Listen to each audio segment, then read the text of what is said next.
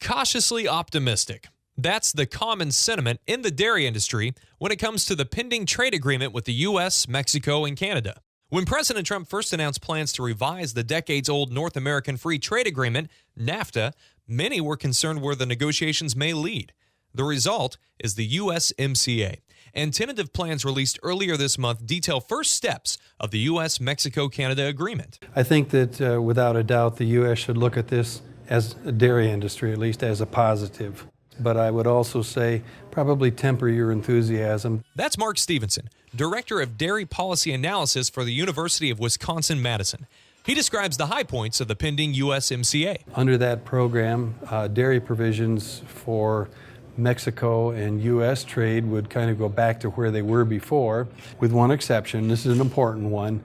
We have still retaliatory tariffs on cheese being sold to Mexico because of our retaliatory tariffs on steel and aluminum.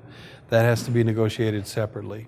But with Canada, there was a big sticking point there because we had a number of requirements that included dismantling or getting rid of their Class 7 milk pricing system. They have agreed to do that. Resolving Canada's Class 7 pricing issue was considered a major win for the U.S. dairy industry. Jeff Lyon, General Manager for FarmFirst Dairy Cooperative, explains. Sticking point was that the Canadian government put in they increased their quota levels, and then they put in this Class 7 pricing on ultra-high filtered milk. And we had companies in the United States selling that product into Canada.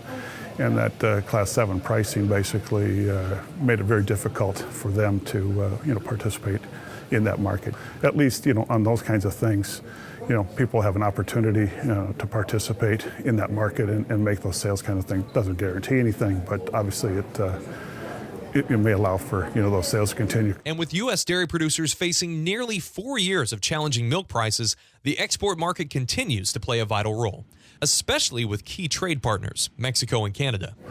More than anything, it sends a signal, that Canada, United States, and Mexico are going to get along, and we're going to trade and be partners. The number I most recently heard is about 1 of every 7 truckloads of milk each day goes to the export market. And that's not just Canada, Mexico, but that's around the world. And just a little bit of change, a percent here or there, either up or down, can make a big difference. For Holstein Association USA, I'm Miles Ramsey.